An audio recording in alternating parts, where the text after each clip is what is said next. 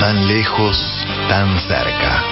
Un programa que le saca las joyas y el traje de gala a la cultura y la sumerge en el barro humano de lo político, que rechaza el sillón de la alta burguesía en su salón dorado para caminar con el nervio vivo de lo social. Por Radio Rebelde, AM740, tan lejos, tan cerca. Los lunes de 18 a 19. Conducción Maximiliano González.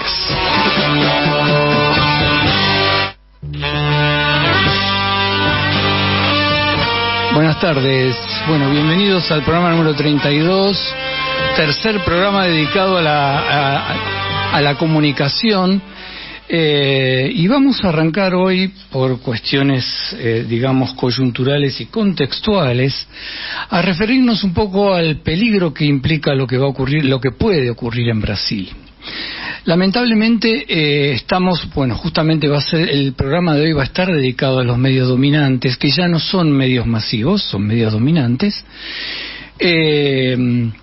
Y lo que va a ocurrir con Brasil, lo que puede ocurrir con Brasil, tiene que ver justamente con la injerencia y las operaciones capaces de realizarse a través de estos medios dominantes, ya que no de otra manera se hizo el impeachment a Dilma Rousseff en su momento y luego se encarceló a Ignacio Lula da Silva. Es increíble, pero uno de los latiguillos de Bolsonaro sigue siendo que Lula es culpable de corrupción cuando todos sus procesos judiciales han concluido satisfactoriamente para el líder del PT. Y sin embargo, los medios dominantes no hacen acuse de recibo de esta situación, cosa que realmente resulta por lo menos alarmante.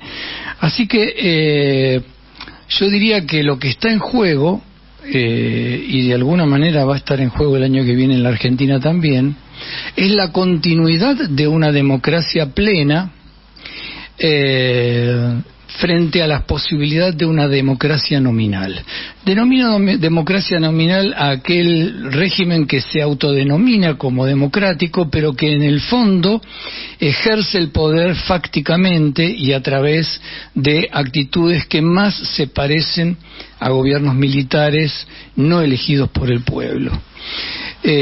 Así que la situación es sumamente grave, y sumamente grave por el hecho de la capacidad de cooptación que tienen estos malditos medios dominantes que están haciendo estragos en nuestra población.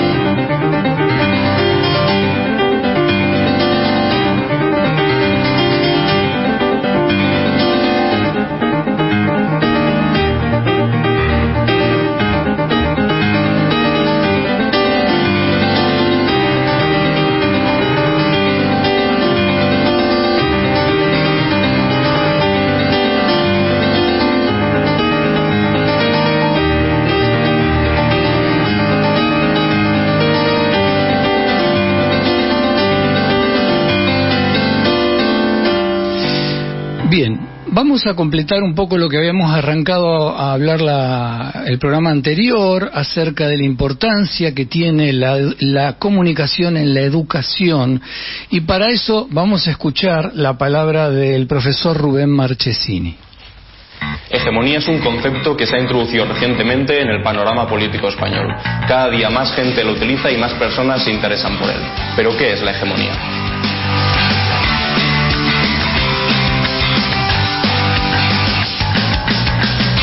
El término empieza a ser utilizado por el teórico marxista ruso Plejánov para referirse a la necesidad de una lucha política contra el zar, más allá de una lucha económica contra los patrones. Posteriormente, Lenin lo utilizó en sus teorías y se siguió utilizando en los primeros congresos de la Internacional Comunista. Pero a pesar de haber sido utilizado anteriormente, el concepto de hegemonía no desarrolló su densidad teórica hasta las aportaciones del teórico italiano Antonio Gramsci. Gramsci nació en 1891 en Cerdeña, Italia.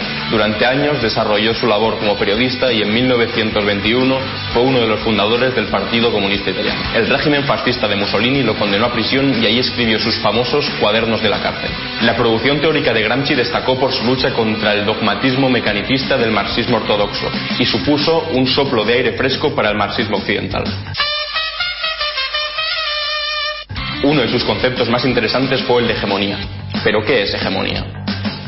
La hegemonía se da en el momento en el que los intereses de un grupo particular se convierten también en los intereses de otros grupos subordinados.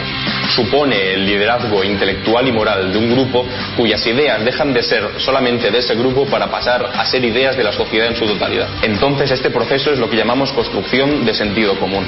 Y realmente conseguir que tus ideas se construyan como sentido común y que por lo tanto sean aceptadas por el resto del mundo como propias es la hegemonía. La hegemonía entonces funciona como un elemento legitimador que permite crear consensos y acuerdos universales en torno a ideas particulares. Anda, mi madre, pues yo no sabía eso. Gramsci nos dice que el Estado no se mantiene solamente por su capacidad de imponerse por la fuerza, sino a través de un proceso hegemónico que permite generar un consenso entre los gobernados que aceptasen las ideas dominantes y estuviesen de acuerdo con su dominación. Para bajar un poco la tierra, usemos algún ejemplo.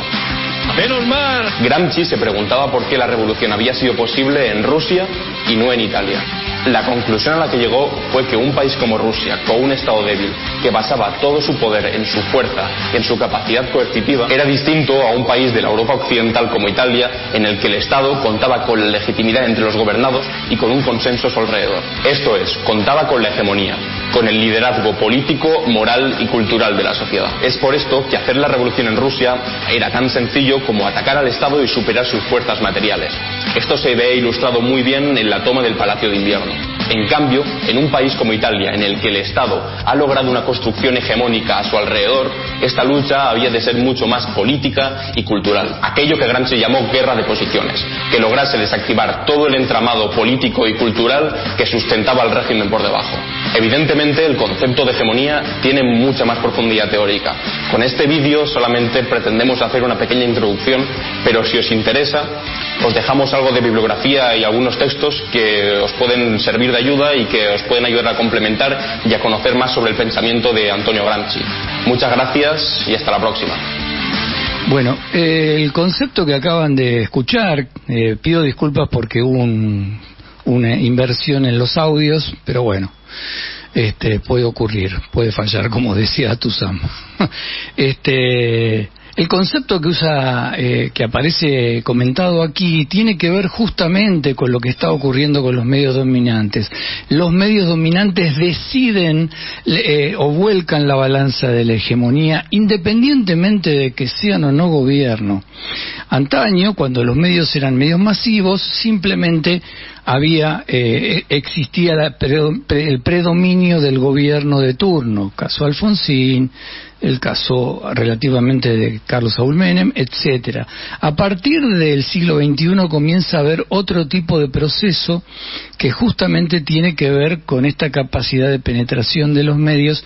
Después vamos a explicar qué significa esta diferencia entre medio masivo y medio dominante, pues tiene que ver fuertemente con lo comunicacional, y de esa manera es que ellos ejercen una hegemonía que, a mi entender, debería ser censurable desde el punto de vista de los órganos democráticos, como podría ser las constituciones nacionales de los diferentes países, ¿no es cierto?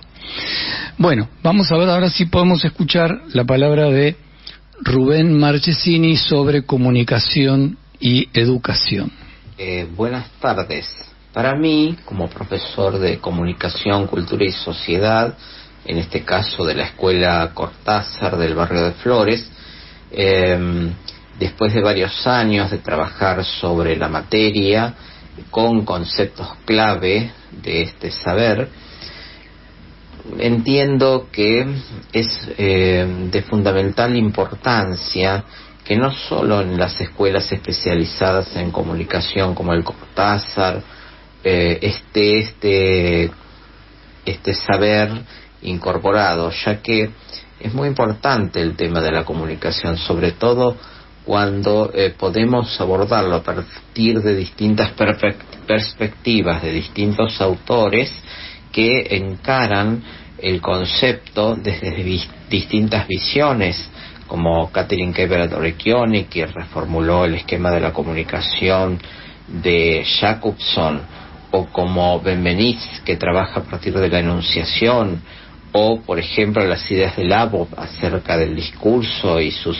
orientaciones sociales, o digamos las distintas perspectivas que tienen que ver con representaciones de las ideologías, y que los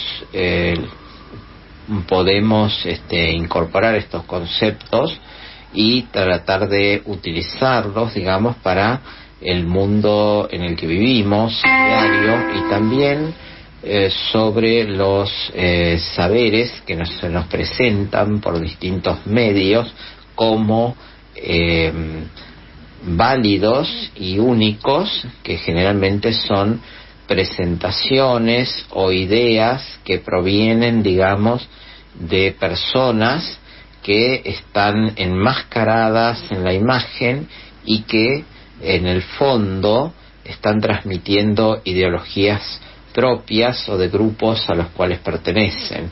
Entonces, por eso es muy importante el trabajo con la materia de comunicación en las escuelas, sobre todo a partir de un tercer año, cuarto, quinto, para que los estudiantes tengan una herramienta más y no puedan ser fácilmente vulnerables una vez terminada la escuela, porque la escuela justamente es para eso, para el desarrollo del lenguaje analítico, crítico, y para sus capacidades cognitivas a través del mismo.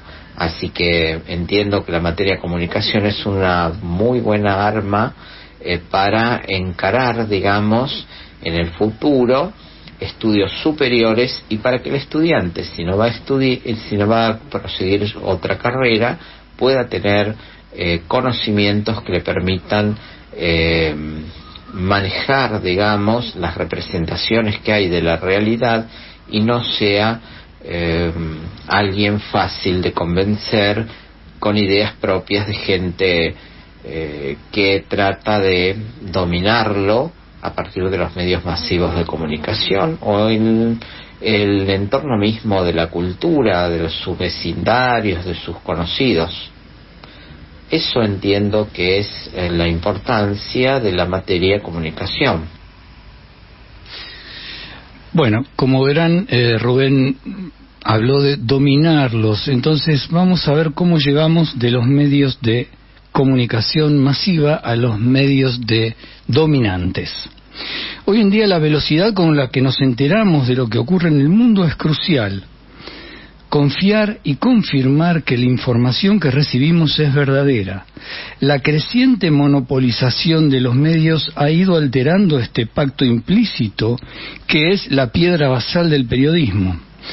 Por desgracia, los monopolios han decidido alterarlo con el fin de manipular las conciencias de las audiencias, incentivando actitudes diversas mediante campañas cuidadosamente orquestadas que generan, por ejemplo, odio a la clase política.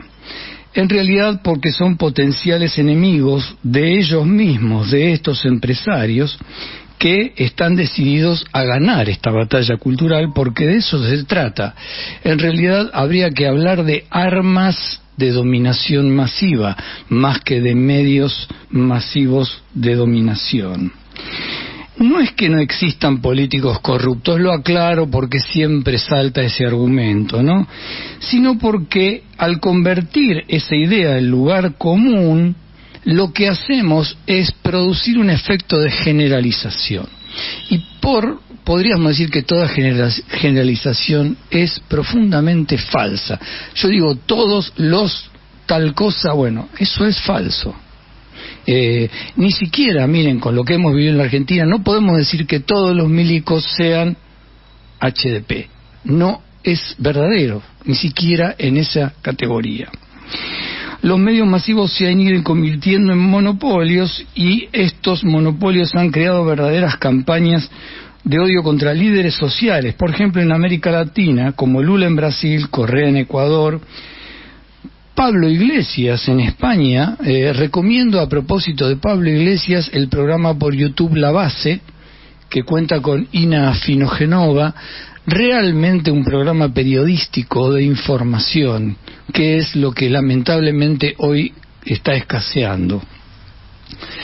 Cristina en nuestro país, Correa en el Ecuador, y pese a todas las causas armadas que se gestionan a través del cómplice Poder Judicial, que obviamente se caen porque son pura invención, tenemos como resultado a ciudadanos cautivos de esta desinformación y la ausencia de la justicia.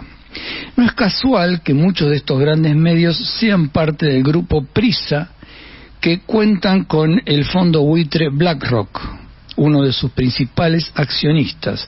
No es casual que exista un férreo disciplinamiento de sus periodistas, tampoco que se hayan apropiado de una cantidad de empresas ligadas a los medios y a la telefonía móvil más allá de lo permitido por cualquier legislación que se precie democrática. Todavía está pendiente la ley de medios en nuestro país. Lamento enormemente que nuestro presidente no se atreviera a avanzar con ella. Son tantas y tan diversas las operaciones de prensa que se han realizado que sería inútil realizar un inventario de todas ellas, generando una disposición que han ido generando una disposición anímica en la opinión pública, que terminan formateando esas conciencias volcadas masivamente al odio de la clase política, al odio de los dirigentes sociales, al odio de quienes particular y eventualmente podrían ser sus únicos salvadores, y las loas a sus verdugos. La tragedia de todo esto es que los medios masivos de información ya no median nada, sino que fabrican, inventan y por lo tanto no informan. Habría que llamarlos medios de dominación masiva, no medios de comunicación masiva. Y el periodismo hoy funciona como resistencia. Por supuesto estoy hablando del verdadero periodismo, ¿no? Como decía Horkheimer, referente de la Escuela de Frankfurt, tema que habíamos visto el programa pasado, hay que evitar que el principio de dominación triunfe en la historia. Bueno, lamentablemente es lo que nos está ocurriendo y hoy no se ve un fin o una posibilidad de cambio a esta dominación por parte de semejantes medios.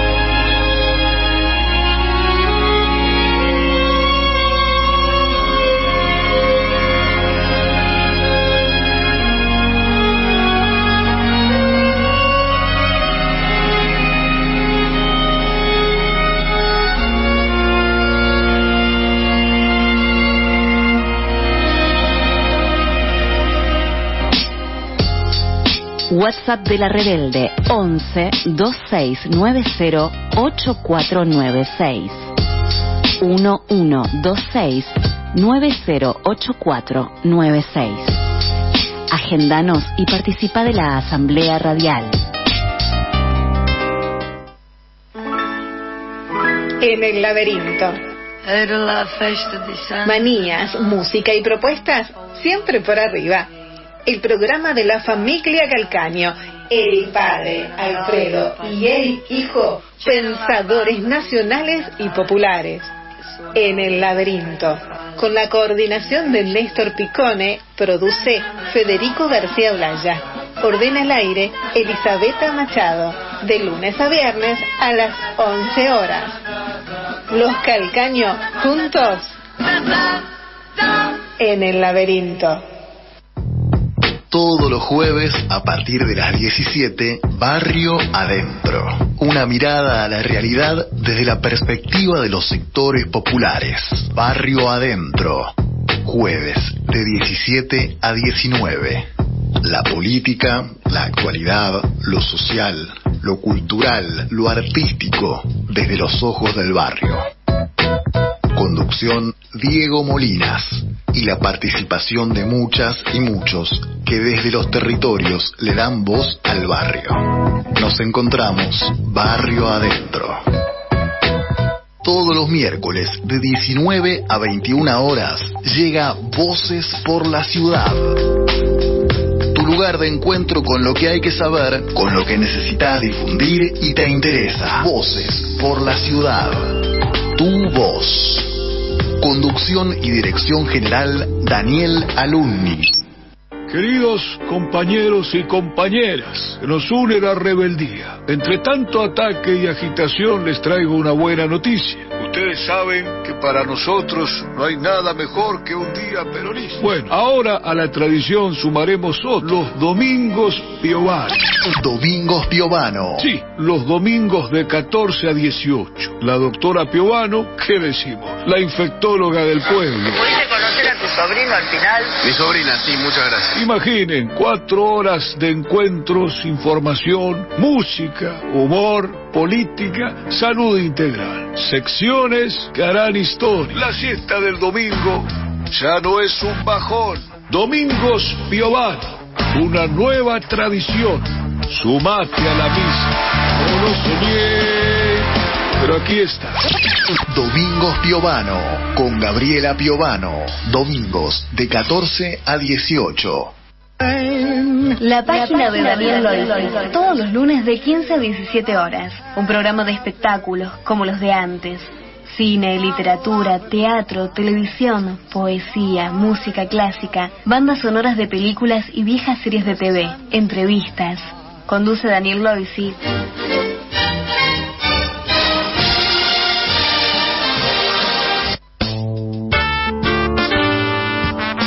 Todos los lunes, de 19 a 20, te invitamos a escuchar Generación Abierta en Radio. Letras, arte, educación, con la conducción de Nora Nardo y Luis Raúl Calvo, aquí en AM 1010, Onda Latina. Clases de yoga y yogaterapia, grupales e individuales en forma online y presencial en espacio de yoga en zona Villa Crespo, Ramírez de Velasco y Juan B. Justo. Para más información, comunicarse con Alejandra Larraza al 116-154-3487. José viajaba tranquilamente en una unidad de transporte colectivo, pensando en cualquier cosa, cuando de pronto sintió que le golpeaban el hombro y una voz de nene le decía: imagínate camellos, imagínate camellos. Y José, que no encontró razones para no hacerle caso, se imaginó camellos. Y el nene dijo: ahora imagínate que vas por el desierto y estás muerto de sed. Y José se lo imaginó Entonces el nene le dijo: imagínate que hay 3 tipos que te están rompiendo la cabeza a piña mientras vos tenés las manos atadas. Y a José ya no le gustó, pero quisiera o no, ya lo había imaginado. Entonces el nene le dijo: ahora imagínate que estás en una tribuna del estadio sentado y desde la cancha viene una pelota, un tiro de meta más que desviado y justo se te mete a vos adentro de la boca. Y por más que tratas de sacarte la pelota de la boca, no podés. Entonces José se dio vuelta y como vio que el nene estaba con la madre, dijo: señora, hágalo callar. Y la madre dijo: nene, callate, deja tranquilo al señor.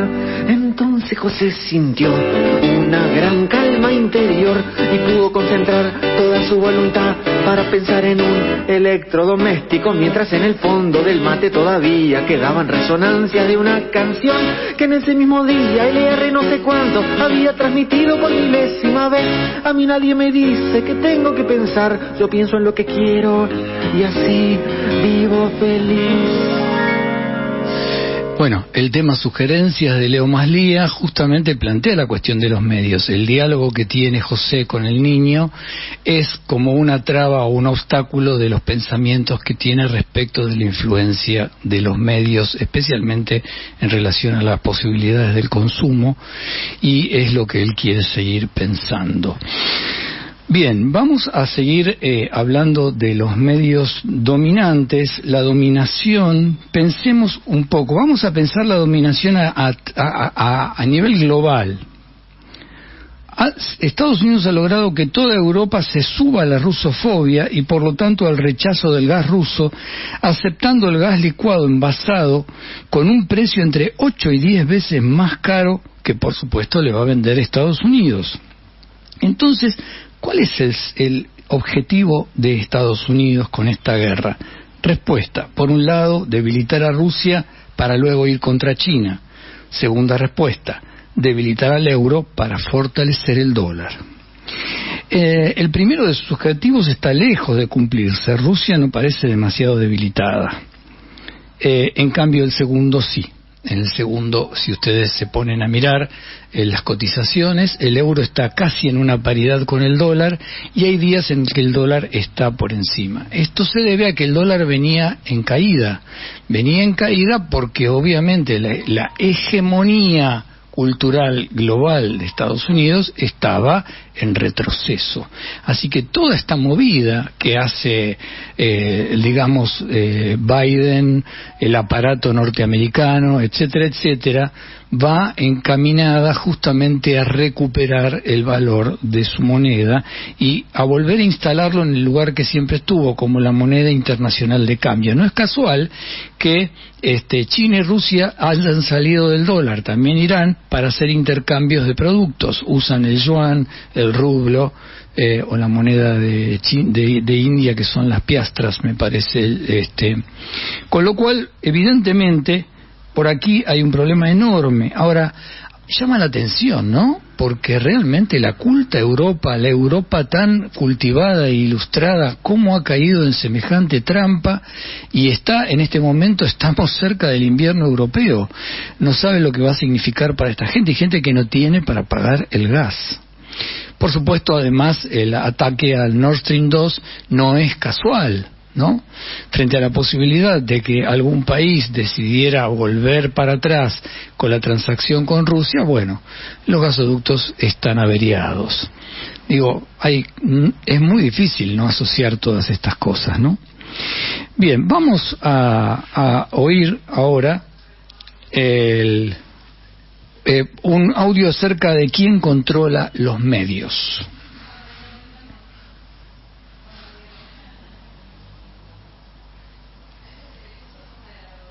¿Quién controla los medios de comunicación? ¿Quién manda? ¿Quién decide? ¿Quién?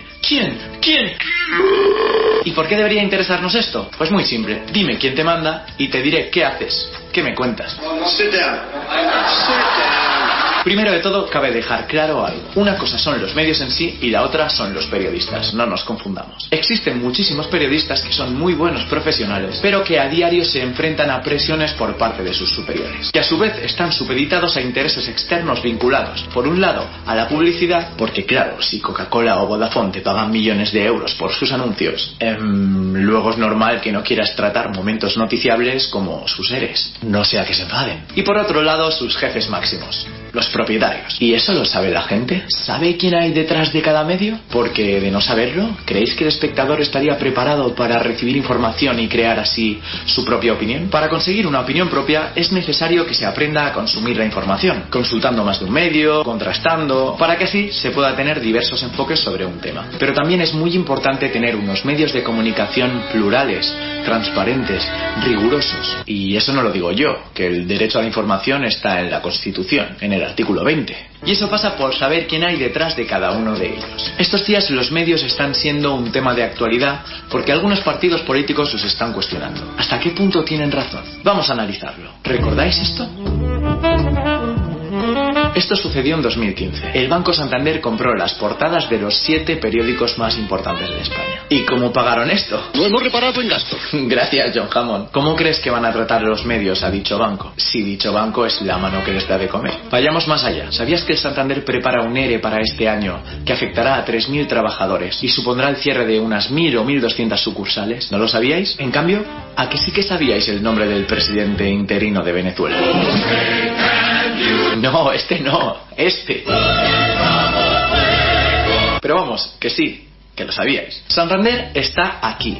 Las sucursales están por aquí, por aquí, por aquí, por aquí, por aquí, por aquí, por aquí, por aquí, por aquí. En cambio, Venezuela está aquí, lejos. ¿Por qué sabes más de Venezuela que de cosas que importan y que cumplen uno de los principales criterios de noticiabilidad? O sea, la proximidad. Pues saquen sus conclusiones. Hemos hablado de un banco, pero podríamos estar hablando perfectamente de las eléctricas o del Corte Inglés. Pero bueno, este ejemplo que acabamos de tomar se refiere a la publicidad en los medios. Algo que es normal porque de algo tienen que vivir, ¿no? ¿No? Ahora sí, vayamos a la principal pregunta del vídeo. ¿Quién son los verdaderos propietarios de los medios? ¿Quién se encarga de dictar la agenda? Sí, la agenda. Esto que hablamos en nuestro primer vídeo, la agenda setting. Os lo dejo al final por si todavía no lo habéis visto. Pues vamos a ver quién está detrás de los principales medios de comunicación en España. Según la Comisión Nacional del Mercado de Valores, un lugar al que, por cierto, para conseguir mucha de la información necesitas tener la versión de pago o tener colegas periodistas que puedan dejártela para hacer esta pieza. Guiño, guiño. Y estos son los accionistas de los principales grupos de España. Empecemos por el Grupo Prisa. Quizás no te suene como tal, pero ¿y si te digo El País, El As, 5 Días, Huffington Post? Te suenan, ¿verdad? Por no hablar de la radio. Cadena SER, Los 40, Cadena Dial, Radio Le o la Editorial Santillana.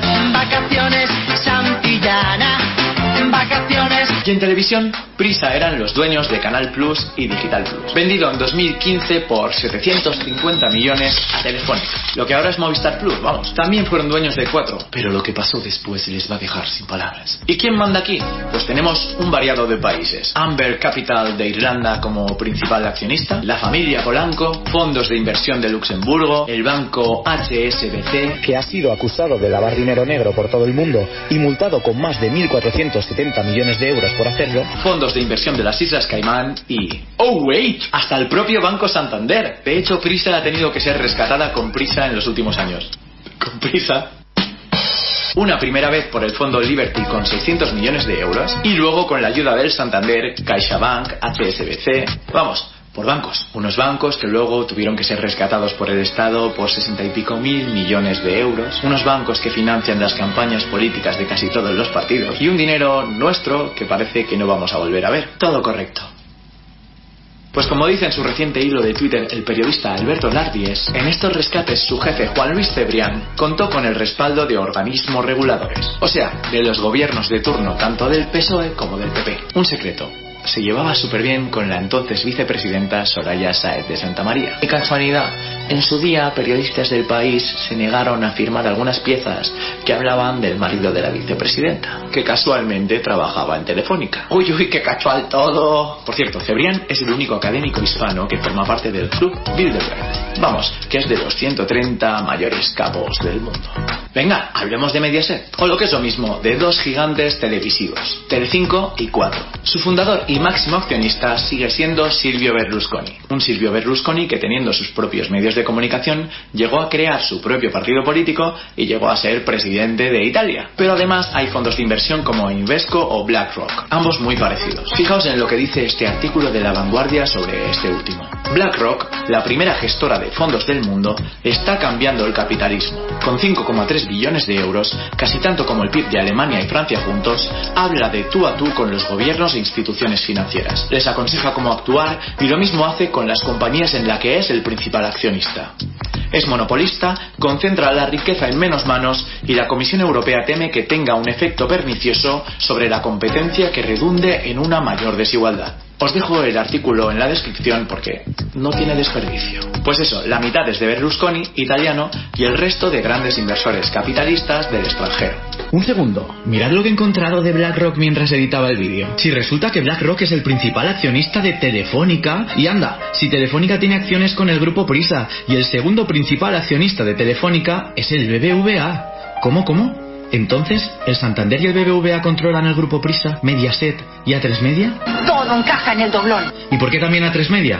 Pues porque el Grupo Planeta tiene una alianza con la Fundación Telefónica. Ahora hablaremos de eso. Sigamos con A3 Media, cuyo principal accionista es el Grupo Planeta. Controla Antena 3, La Sexta, Europa FM, Onda Cero, La Razón, El Avui, Editorial Planeta, Editorial Espasa... Os suenan todos, ¿no? Pues fíjate tú que A3 Media comparte con Mediaset un accionista y todo, Invesco. Vaya tú por dónde. A Invesco y a otros tantos grupos de inversión extranjeros. Bertelsmann, Brands Investment Partners, Imagina Media Audiovisual. Pero eso, como decíamos, su máximo accionista es Planeta Comunicación. Muy curioso que La Sexta, la televisión más de izquierdas de todas, comparta grupo con el diario La Razón. Bueno, como más allá de que el audio continúa, pido disculpas porque no hice la correspondiente investigación de lo que correspondería a los medios actuales. Pero en su momento, hagamos memoria, los que tenemos cierta edad, allá por fines de los 90 y principios del 2000, un periodista que se llama Jorge Lanata hizo un mapa de las empresas que poseía el Grupo Clarín y la verdad que daba un poco de miedo.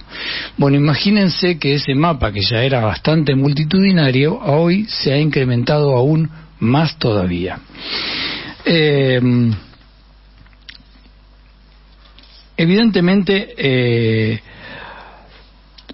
si hay oyentes que frecuentan medios hegemónicos, todo esto que estamos diciendo les puede sonar raro, forzado, mentiroso. Bueno, evidentemente hay una cultura de la banalización y la frivolidad, porque además de todo esto, además de todo este problema, que no es poca cosa, o sea, de toda esta miseria humana y moral que implica mentir consuetudinariamente, inventar noticias que no existen, además de todo, hay que soportar el berretismo cultural que es realmente insoportable. Y estos medios dominantes han aprendido a jugar en una suerte de dosificación entre fake news, policiales truculentos, chismes de la farándula y muchísima estupidez. No es casual que un amigo me pasara un video en el que se le pregunta a una chica española de 20 y pico de años qué son los puntos cardinales.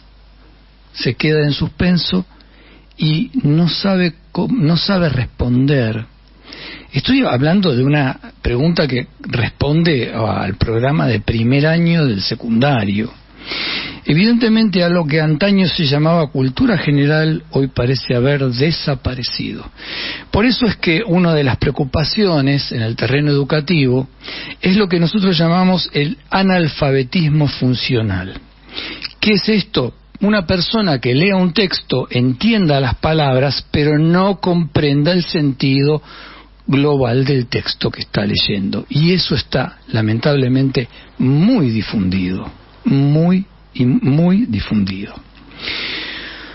Entonces, la información sin formación tampoco cumple el papel deseado, pues se da una dosificación del mensaje. Por lo tanto, no solo la educación cumple un papel clave en el proceso de formación, sino en el ejercicio de pensamiento crítico y en la capacidad y posibilidad de la decodificación adecuada de los mensajes que se reciben. Como dice Víctor Hugo, tenemos que trabajar de ciudadanos. Ser un ciudadano es un trabajo. Ya que los medios nos están mintiendo, deberemos volvernos detectives de la verdad, de hacer un ejercicio detectivesco para poder deslindar las fake news de las noticias verdaderas. Por último, vamos a hacer algo. Vamos a hacer una ucronía. Explico.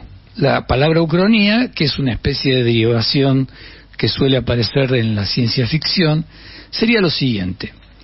¿Qué habría pasado si lo que sucedió realmente hubiese sucedido de otra manera? Por ejemplo, si Evita no se hubiera muerto, si la batalla de Caseros la ganaba Rosas, si San Martín no hubiera tenido que exiliarse, etcétera. Bien, hagamos la siguiente ucronía. ¿Qué hubiera pasado si las grandes empresas no hubieran concentrado sus capitales en los medios masivos de comunicación? Vamos a pensarlo en relación a América Latina. 1. Ni Dilma Rousseff hubiera sufrido el impeachment, ni Lula habría ido preso. La imagen positiva del PT rondaría entre el 65 y 70%. Probablemente no hubiera existido Bolsonaro y Brasil seguiría siendo el país más potente del mundo. 2. Si Lenín Moreno no hubiera traicionado y perseguido a Rafael Correa en Ecuador, seguramente el presidente designado por la ONU como el mejor del mundo habría seguido en el poder y Ecuador gozaría de una prosperidad que tanto Lenín Moreno como Lasso le arrebataron. 3. Si la OEA no hubiera gestionado el golpe en Bolivia, apoyada por la derecha furiosa y racista de Santa Cruz de la Sierra, hoy Bolivia sería una potencia en la región, pese a lo cual igual va camino a ello gracias al gobierno socialista. Y 4. En la Argentina, si los medios dominantes no hubieran infestado de fake news a la opinión pública con los supuestos crímenes de Nisman o los supuestos actos de corrupción de Cristina, no habría ganado Macri por tan estrecho y sospechoso margen y nuestro país no habría cargado las espaldas del pueblo con una deuda de 100.000 millones de dólares, cuyo destino, pese a que es incierto, todos sabemos que están escondidos en paraísos fiscales. ¿Quién sabe dónde estaríamos hoy? Quizás habríamos activado vaca muerta y competido para vender petróleo a Europa. Ya sé que todo esto no ocurrió, pero vale la pena pensarlo, puesto esto deja en claro la importancia que tiene luchar contra estos medios dominantes de desinformación. Bien, un breve mensaje para los oyentes. Hemos terminado con esto, estamos terminando la tríada de programas dedicados a comunicación. Este programa se va a reiterar el lunes que viene porque yo no voy a poder darlo, pero luego vamos a meternos con la televisión, que también es un agente cultural y que también ha generado y sigue generando, pese que ahora están las redes y demás, pero sigue generando una serie de influencias muy, muy grandes. Los oyentes que quieran hacer algún comentario pueden hacerlo fuera del programa. Acá Diana con mucha gentileza tomará esos mensajes y yo los retransmitiré el próximo programa en que nos encontremos, que ya será para el mes de noviembre. El teléfono era 11 26 90 8496, 11 26 90 8496.